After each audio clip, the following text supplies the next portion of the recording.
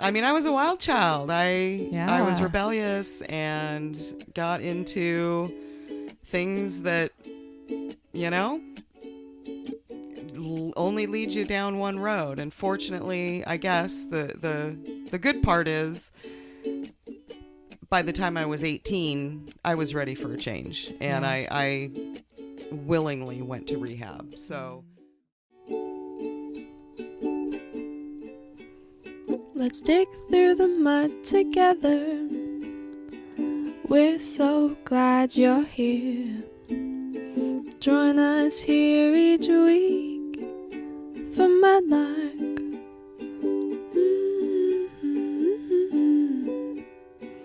Ba da da da da.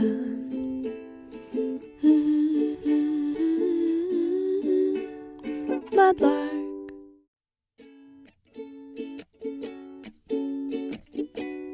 Hi, loves. Welcome to Mudlark. I'm your host, Dani Boltz, and I started this podcast because I believe that our stories are what connect us, especially the darker, more challenging parts of them. The times in my life where I felt the most deeply connected and okay are within those moments of truth speaking and ruthless vulnerability with another person. Here we talk about topics surrounding inner child, addiction, friendship, love, sex, creativity, connection, community. Really, this is the place where we talk about all the things, especially the things that are sometimes just simply hard to talk about. I'm not here to bring you big names, you guys. I'm here to bring you big topics. And now it's time for us to dig through the mud together. Let's go.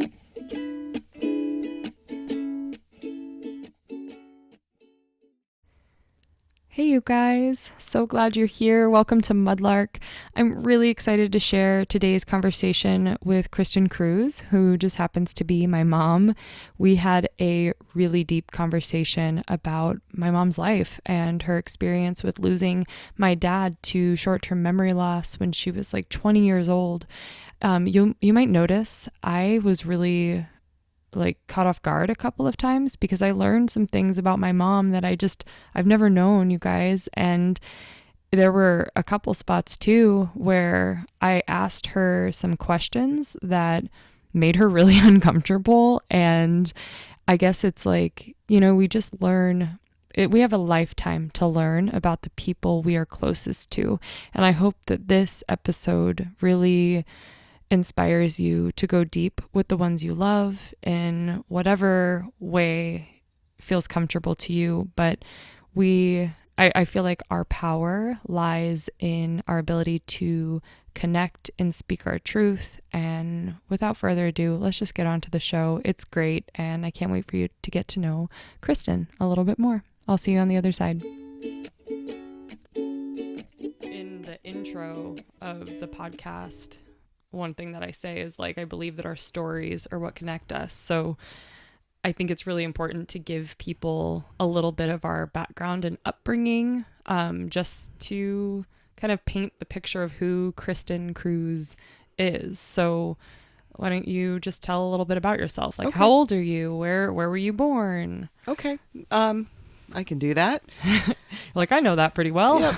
So I was born, I actually was adopted, and I have an older sister, 3 years older than me.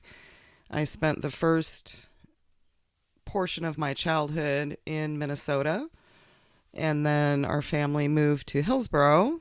Yeah, well, did you always know that you were adopted? I did. Yes, that's something my parents always made sure I knew. I don't ever remember not knowing.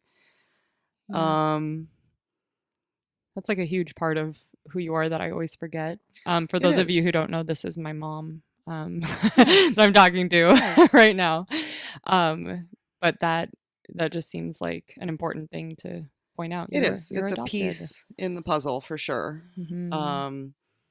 So I have two daughters, Danielle, obviously, and then I have a 25-year-old daughter named Sasha.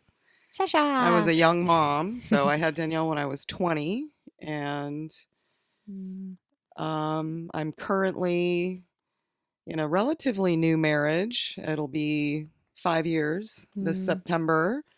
I've got two step kids, who are 25 and 23. A bunch of adult children. Adult children. Yep. Is that a weird thing to think about, that we're all just old too? It is, because I feel like I'm still in my 20s in a lot of ways. So, yeah, it's pretty strange. So, but I spent a lot of years, I spent most of my life working, and I haven't worked. Well, I guess I did. I left my job at Timberline, where I'd been for 10 years, about a year after I got married for different reasons. And my husband very generously said, you don't need to work.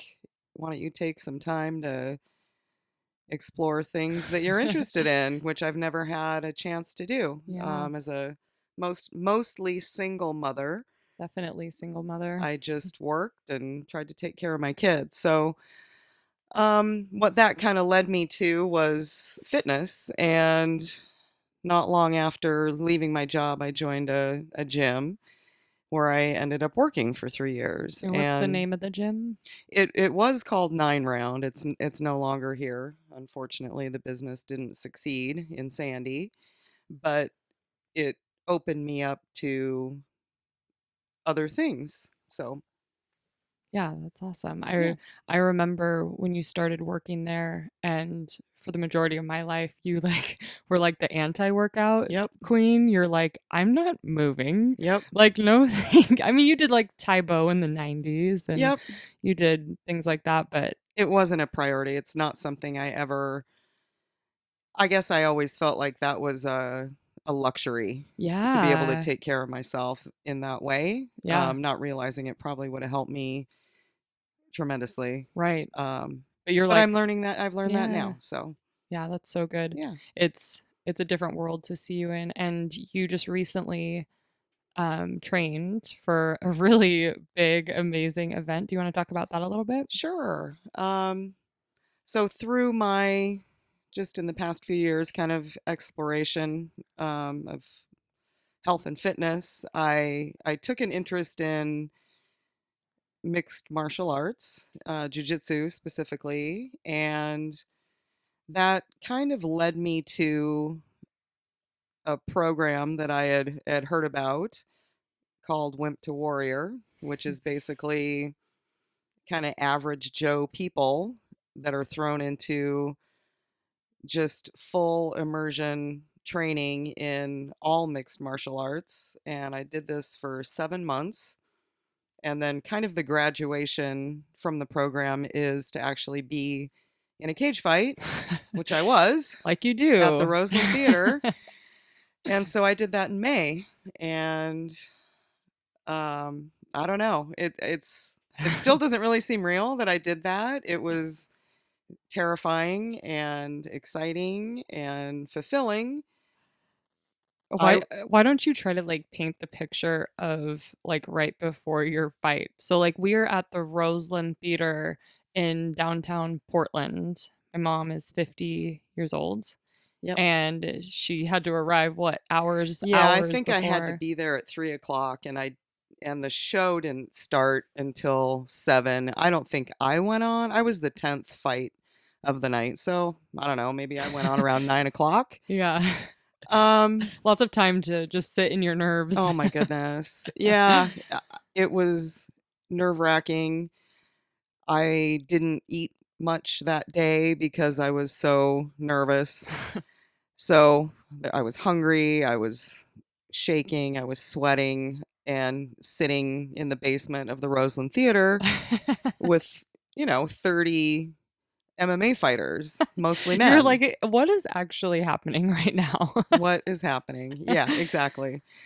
So, I think at some point my mind just broke and I kind of lost the nerves. I just wore myself out, You're like, here we go. if this is happening, I'm not getting out of this. This is going to happen. So, really ultimately my goal was to just do it. It wasn't, I have to prove that I'm a badass or I have to do anything. My goal was to do it. And you did. I did. Of course, I didn't win, which I'm totally okay with. Yes, there's that. I think everyone has this after something, anything, you kind of beat yourself up and say, why didn't I do this or why didn't I do that? But considering the situation and the adrenaline and being in front of a crowd that big and all of those factors that were new to me, I think I did okay. You did amazingly well. And it was probably one of the most like empowering slash scariest fucking things I've ever Yeah. experienced in my life. You and me both. Yeah. Yep. It was like that mix of like, holy shit, like look at my mom up there in this strong body in this cage in front of all of these people, which being in front of people is also like a really new thing for Never you. done it. You've never done Never it. done it.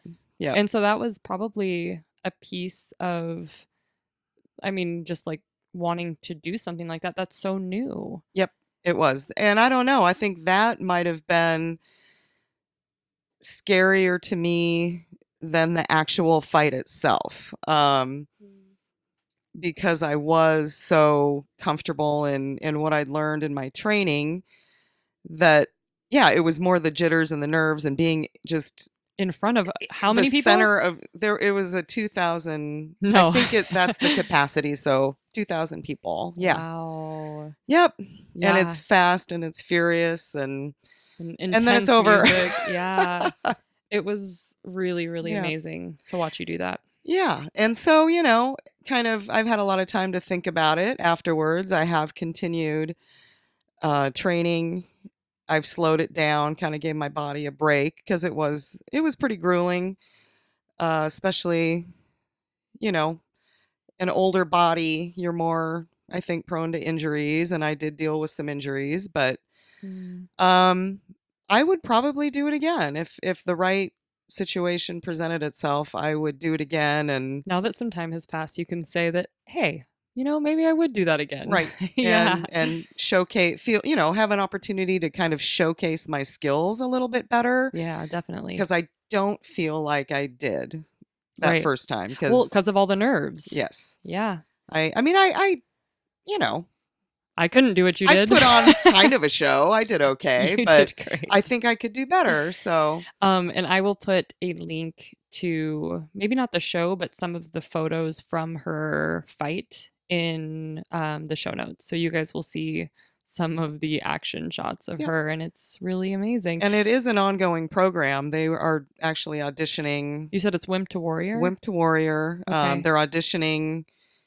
in September Oh, for a okay. new season. Okay, you guys, that's like the same month the podcast is going to come out. Maybe you will get on this at that point. Yep, and it's through SBG Gym in Okay. Portland. So SBG Gym, and I'll also link that in the show notes. Yep. The people that I was so lucky to be able to meet my mom's coaches. They came out for a barbecue. It's kind of like this end of the whole season work, whatever.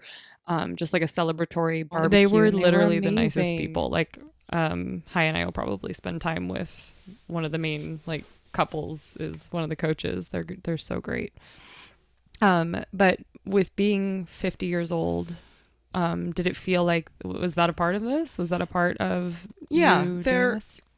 there's a lot of parts to it. I kind of want to touch on the different parts that led me down that path. Yeah, please do. What originally, like I said, I joined a gym about a year after I left Timberline. And at that particular time in my life, I had just suffered 3, pretty significant losses in my life. My dad had just died. 2 weeks later, my dog died. And then 2 weeks later, one of my lifelong best friends died, all 3 from cancer. And I was literally in a catatonic state. Yeah. It was more than I could process. And so what I found was that through the gym that I joined was a cardio kickboxing gym. So I was able to hit the bags and, get out Some of that. all of that. And so I do believe that that still is something that's a piece that's important to me. That's a good way for me to work through things is, I don't know, I guess Moving your body. yeah, but in an aggressive and violent way, I guess. Well, I mean, sadness, I mean, Yeah. so much of the way sadness shows up is anger. Right. And that might be what has happened. You know, it needs to get out. And that's the way you are able to process. Right. Yeah. So I think that is a little piece of this, and that's why I think I continue to train in those particular martial arts, and why I want to keep doing it, because it relieves something in me, Right. if that makes sense. It does. That's amazing. The 50 factor for sure. It's proving to not only myself, but to other women specifically. That's something I really feel a calling, that nothing's impossible. Because I certainly at times felt like what I was trying to do was impossible, but I did it. And so breaking through that barrier personally and kind of setting an example for women in my age bracket who, you know, it's hard. Being middle-aged is hard. Your body changes, things don't, you can't just say, oh, I need to lose 10 pounds, boom. It doesn't work that way. I think your body changes a lot. And so I think we're pretty hard on ourselves and sometimes get discouraged Or give up even. Totally give up. Just Right. settle into that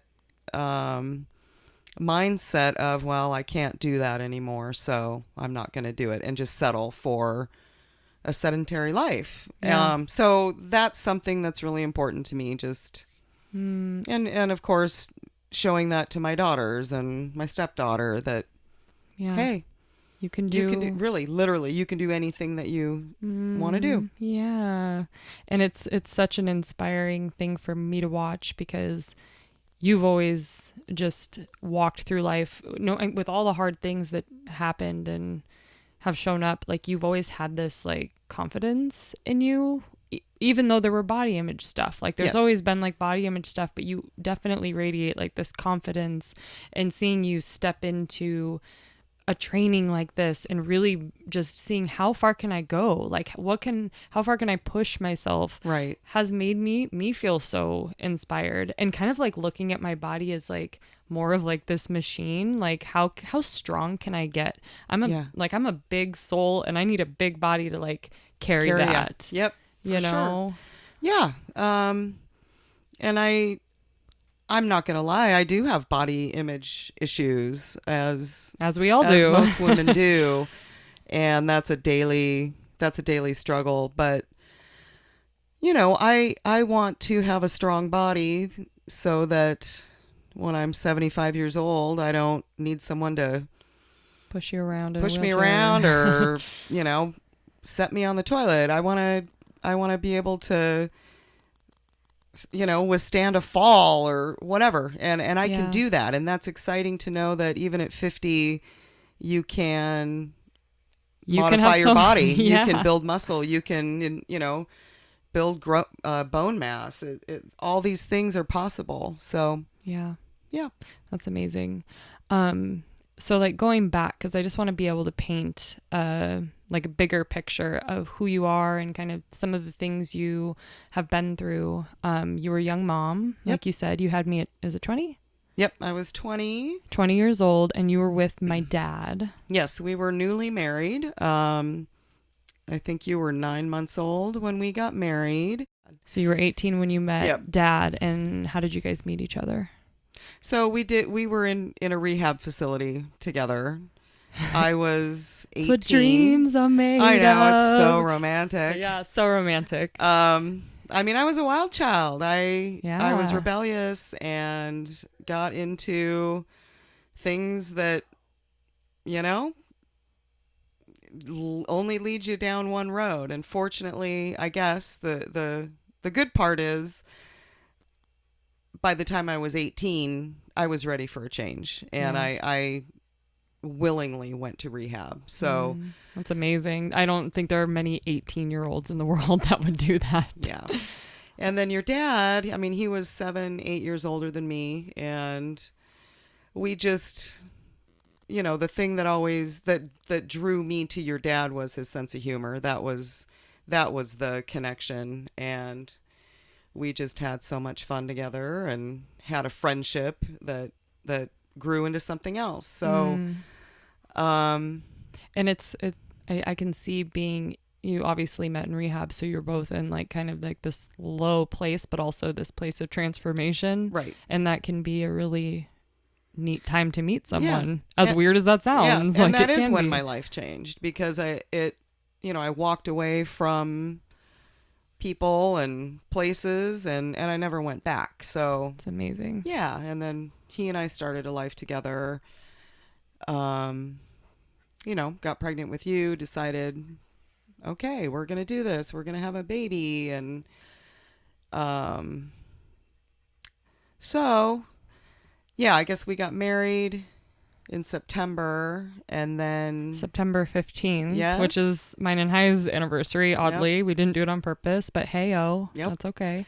It's cool, I think. It is cool. I love it. And then 3 months later, so in December, actually, on your first birthday, he had a brain aneurysm that basically, I mean, it's a long story, but to condense it, he suffered brain damage. He was in a coma for a very long time, had brain surgery.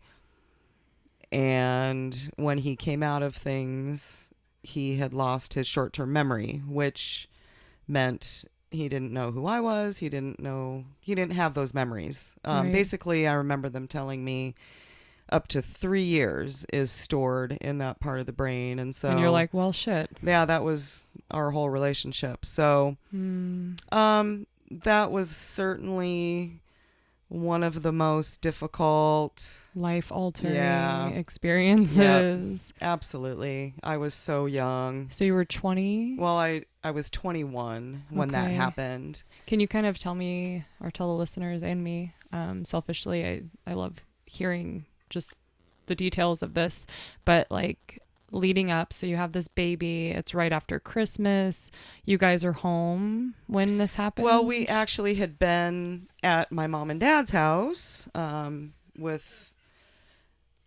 your dad's parents, my parents, siblings. We had a big family birthday party for you. And your dad had been experiencing these really, really severe headaches for, I'd say, 3 weeks leading up to this, and had been to the doctors, actually been to the emergency room, diagnosed with migraines. And so he had medication that he was taking.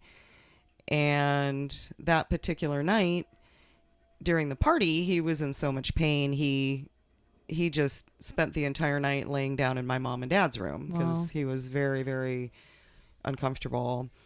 And then at some point said, I need to go home. So he just felt sick. He felt sick, yep. And so we went home, put you down. He went to bed. I was still awake.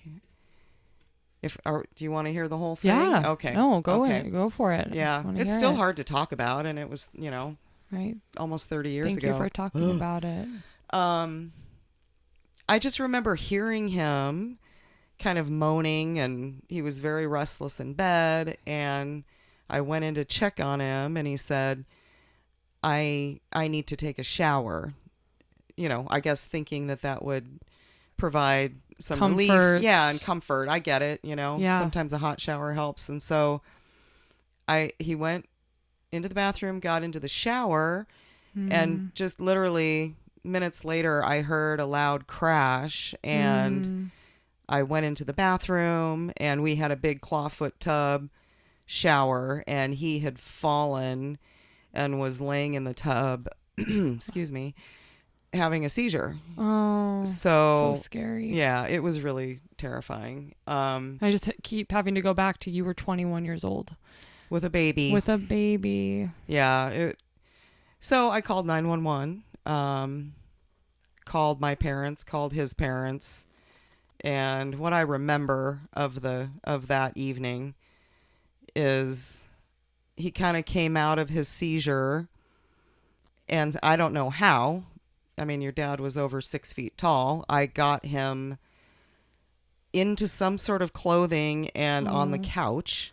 Getting him like ready to go to the hospital or And something. yeah, because he was naked from Right. showering. And Yep. I don't really have much memory as to how I did that. No, But I bet it like you blacked know, out a little bit. yeah. So as we were waiting for the ambulance, which seemed like it took forever, I just remember him. He came out of it. He was lucid, and he looked at me and he said, "I'm dying." Oh, how can you even hear that? Like, I bet that was just like, Well, I thought I mean, yeah, I didn't know what was happening. I had absolutely no idea what was happening. yeah. So I was waiting for my parents to come. Because you called them Because too. you were in bed. You were a 1-year-old. You were in bed. And so the ambulance came and took him, and I had to wait until my parents came right. to stay with you so I could go to the hospital. So that happened. My mom stayed at the house with you. My dad took me to the hospital. Your other grandparents had shown up. Your Aunt Meg was there. Everyone was there. Everyone was there. And I remember the paramedics, they kept asking if he was taking any particular medication, and he was. And what they expressed to me was they thought that he had possibly overdosed. And that's what was happening. And so that's really what was in my mind as you're like, oh, he just overdosed. that was the worst case scenario. And so when they finally did come out, he was unconscious. He actually, I skipped over that part. The minute the paramedics walked into our place, he lost consciousness. Wow. And wasn't conscious again for weeks. Oh. So really, literally the last thing that he said to me was, I'm dying? Yep. As the person that I knew. Yeah. Oh, wow. I've never So heard yeah, that. I remember waiting, and it's middle of the night, and they finally came and told us what had happened, and I just went into shock. And I think I was in shock for a very, very long time. Like how long? Months. Yeah. Just months. And so he was unconscious for like weeks. Well, they kept what they did was he had swelling in his brain, and so I remember they had to, and fluid, I think. I just remember they had tubes. They had to release the pressure in his brain. They couldn't do anything. They couldn't do surgery. It was too swollen. Yes, and so that was several days of waiting for the swelling to go down. It happened on the 27th. He didn't have actual surgery until New Year's Eve, so 4 days. Wow. And again, it's all just, it's so fresh, but so surreal. Right. I remember walking alongside the hospital gurney as he was being taken into surgery, and I remember the nurses saying, honey, you should come with us. You should say your goodbyes. There's a really good chance he's not going to make it through the surgery. So that was very Jesus intense. And again, at 21, with a new baby, not really equipped to deal with all of that, but yeah, I had a really good family and good support around me, and thank God. And so after that, it kind of is blurry as far as time frame, but I do remember when he finally came out of it, and woke up, and I remember thinking to myself, I can deal with anything. I can deal with him having to learn how to walk again. I can learn, deal with how him, to talk again. all of those things, he was my best friend. And so I couldn't wait for him to be awake. So I could know what you were working with. Look at him and be like, oh my God, this is going to be okay. And what happened is he woke up and he was gone. Like, he didn't know who I was, and he didn't know what year it was. And Wow. that was probably the biggest blow to me. Like, because I'd held on to this, I can get through anything as long as we're together. As long as he's awake and we're Right. together. Exactly. And so Wow. that was just really, really, really difficult. Yeah. And I wanted you to share that story because, one, like, selfishly, I want to hear more and understand more always.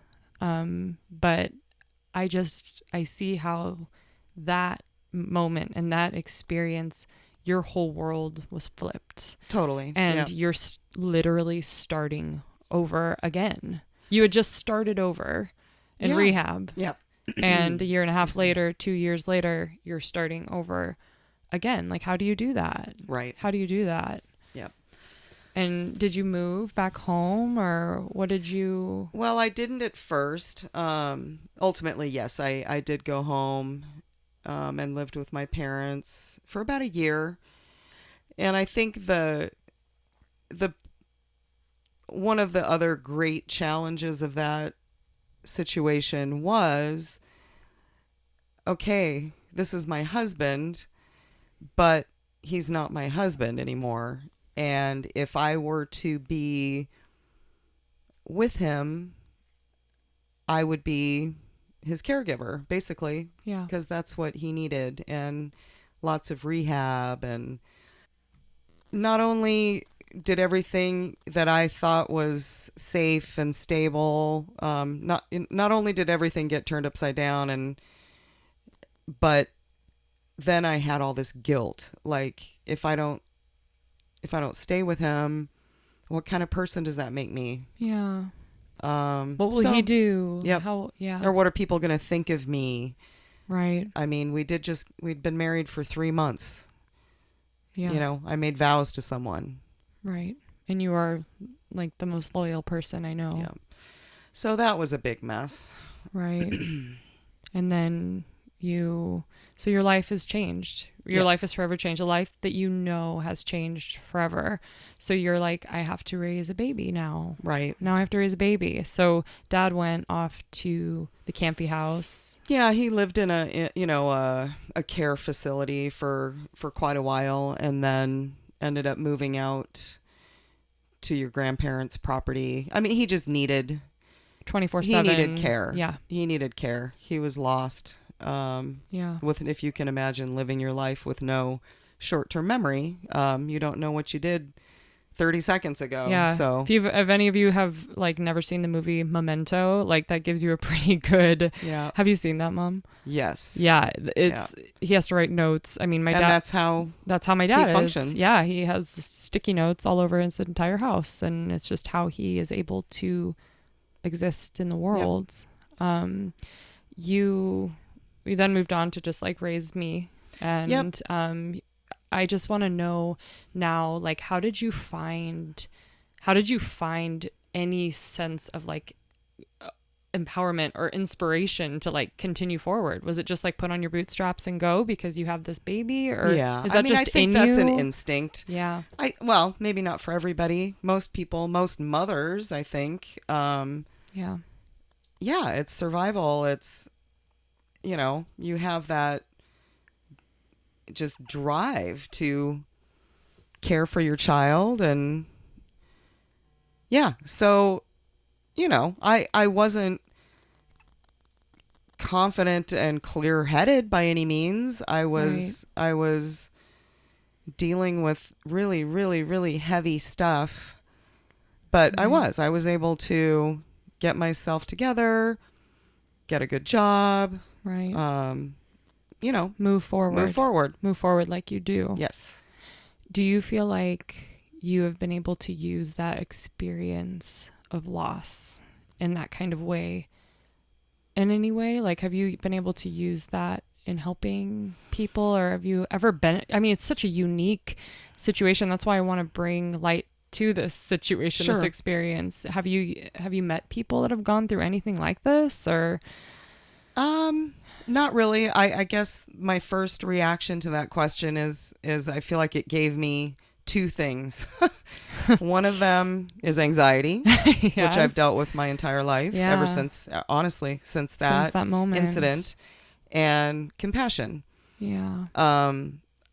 I can't say that prior to that, and maybe that's just because I was so young, but I don't think I had the level of compassion that I do for people and their pain and their suffering. Right. Because you suffered so greatly through that.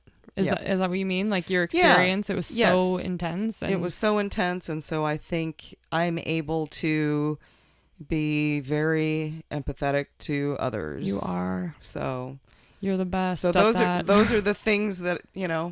two main things I walked away with. Right. Your anxiety has been kind of like this ebb and flow. I mean, it's always kind of been there, but there's definitely times where it's like Worse than worse. others. Yes. Yeah. And that's a kind of circling back to what we were talking about first. That's where fitness definitely comes into play for me now. It's a way to manage anxiety. Yeah. It certainly, it kind of burns it out of me. Yeah. Like I'm so physically exhausted after a workout. My body doesn't have the energy to be anxious. Right. It helps. It helps a lot. Absolutely. We've talked quite a bit about just like, for those of you who don't know me or my mom personally, but for years we've been up on Mount Hood, small town, small community. And I know you've talked about kind of feeling like you didn't have like that sense of like strong community. Like you had your Right. few close friends, one of them who isn't here anymore, but Right. you've been talking Like, about even how, with working out and empowering women and doing these things, like maybe you're going to start building community in your own way of like, and maybe it's coaching, maybe it's doing some type of fitness, have you been thinking about that more of like how you can use your experiences to just really help empower others? Because you have such a story. I do think about Like, it. I do envision. I have a couple things that just kind of ping inside of my brain. Yeah. One of them is, yes, like offering some sort of fitness support or training to older women. Any fitness level. Let's Right. you know Let's move. break through that feeling of I can't and just start moving and doing something and getting results. Right. I would love to guide other women in that way. Have you ever considered, I'm just like piecing this together right this moment for the first time because of what you just said, but have you ever thought about going in at that with like an anxiety angle? I hadn't. No, but that's good. And that makes Yeah. sense because It's been such a constant thing in it's your a life. constant thing. And I think anxiety held me back from a lot of things too. Because Right. you're just scared, or you're so self-conscious, or you're so afraid of failure, or people who have that anxiety brain, you're constantly imagining the worst possible thing that could happen, and Right. that does hold you back. And it's So, isn't anxiety like future focus? So it's like when you're having an anxious moment, I've heard that like depression is living in the past. Anxiety is living in the future. I don't know if you've heard that. I haven't, but that makes sense. Yeah. There's actually this like picture of like two heads like just drawn out like facing each other, and it shows like anxiety and it shows it like an arrow pointing back, and then depression and an arrow pointing forward. Right. And presence is peace. So it's like when you can like the arrow pointing down is like here I am. Yep. And then you're not scared Right. anymore. Still working on that. Yeah. I love picturing you doing something like that, like working with women with that angle of anxiety because Yes. you have experienced it. Yeah, and then kind of the other idea I have, and I don't know what this would look like, but I'm really pulled to work with women who are victims of domestic violence, who are, maybe have made the break, excuse me, from the from the relationship and are trying to rebuild themselves. Can we give a little background as to why you'd Sure. be interested in doing that? Sure. So rewinding again, we'll do this a lot in the show because I want to go deeper, obviously dig through the mud. Hello. But let's go back to you married my old stepdad, Yes. Randy. Yep. That's my sister Sasha's dad. And explain, kind of paint the picture of that. Yeah. So a few years after Danielle's dad, had his aneurysm, and, I basically did make the decision to move on with my life, right or wrong. That's what I did. And ended up in a relationship with someone that I had actually gone to high school with. And, long story short, it was a very unhealthy, abusive relationship that damaged, not only myself, but my kids. And took a long time for me to break away from, for a lot of reasons. Going back to age, too. Mostly just, unhealthy behavior on my part, and being scared. And also being young. I mean, being young. Look, it's the age thing. Like I'm 29 and I'm like, I think of what you've been through and what you've experienced. I'm like, how the fuck? So I don't know. Yeah, I literally don't know. So you were 24-ish when you got together? Well, you and Sasha are 4.5 years apart. Yeah. So yeah. And it was Somewhere kind of an on and off, we give it a go, and there was addiction involved on his side.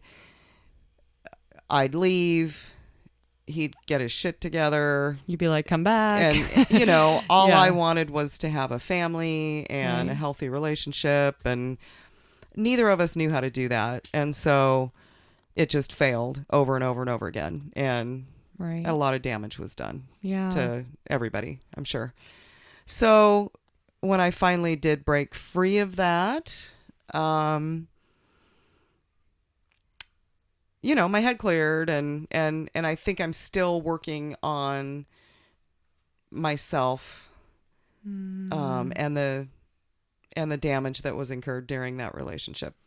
That was a long time ago. It was. Still working on it. Always. Yeah. I mean, that's why I'm so excited to just have this space for us to talk about these kind of things, because I don't believe, I mean, it's cheesy, but it's like, I don't think we're going to arrive to this place of like, I am healed. No. I am perfect. No. It's like, absolutely not. It's not possible. It's not possible. We are here to have a human experience, and the human experience is fucking messy. Yes. And hard. Yeah. And it's like, I see you right now being, I mean, I have it written on my sheet, reinventing and rediscovering. Yes. At 50. Yep. Like, this is like this next beautiful chapter. And it's, I don't know about you, but I just see you as this wise, strong, beautiful, healthy, amazing mom and human. And now's your time to share your gifts. Thank you, sweetie. Yeah. But I see you doing that. I see with this big thing you just did, like body stuff. It's like, I'm just excited to see what you do with it. It's really strange these are the things that we're talking about. I don't typically talk about ever. So there's a certain amount of, when you lay it all out there, inside I'm just kind of going, ew. Yeah. Like it's I don't know, there's shame, and it's not pretty, and it's hard to share that with the world. To share it with anybody. Yeah, let alone other than my closest friends. Yeah. So this is super, super vulnerable. Vulnerable. Yep. And what did you say to me the other day when I asked you what's something you want to talk about but don't, and didn't you say just more meaningful conversations? Yeah. Right. Not a specific topic, just having more meaningful conversations with a variety of people. Yeah. And I think this is going to be a really good opportunity to connect with someone you don't even know exists out there. I know there are people that are going to connect with your story because we all have stories, and that's literally how we connect. Yeah. But no one talks about it. Right. That's the thing. And that's, I don't know, I guess I'm kind of at this place in my life now. I'm almost 30. And it's like, what do I want to leave behind? I want to leave behind just like the surfacey conversations. I want to leave behind those conversations about shit that just doesn't fucking matter. The gossip, the bullshit. No, I want to go deep. I want to hear about what's actually made you the person that you are. Right. Yeah, I feel the same way. I mean, I think there's a time and a place. I mean, I can do the small talk all day long, but yeah, if you're like hosting a party for Steve or like Right. there's something like that going on, it's Right. like, yeah. Yeah, but to have an opportunity to just do this with Yeah. somebody and find similarities or, Yeah. you know, be able to support someone or give them hope is super important to me. So Well, Yep. thank you so much for sharing. I love you. I love you too. So you're creating a new email. My mom has had the same email address. I can't even tell you what it is. You know what? I will show you just like part of her email in the show notes because it's funny and kind of an inside joke. But she's going to get a new email address. So you will be able to contact her if any part of her story, like if you connected with any of it and you just want to let her know. But yeah, thank you for being here. Thank you. Yeah, I hope that we can just talk again. Just Yep. keep talking and sharing. And Yeah, I've got more stuff we can talk about. you're like, I got plenty of shit I got in here. plenty more. Yeah. For sure. Okay, thank you. All right. Okay. Bye. Isn't her story incredible, you guys? Thank you so much for listening. I just love my mom. I love her so much. I wanted to remind you guys, please don't forget to go ahead, rate and review the show. If you haven't subscribed, please go over, hit that little beautiful button. That's what's going to help this show get heard. And who knows, maybe there's someone out there who has gone through something very similar to my mom and would really benefit from hearing her story. I think we all benefit from hearing all different types of stories, so please do so. And when you do, just take a screenshot, send it my way. You can send it to my email, hello@daniboltz.com, and I will send you a little goodie. I have some guided meditations that are just for you. Thank you so much for being here. I can't wait to talk to you next time. All right, love ya. Bye.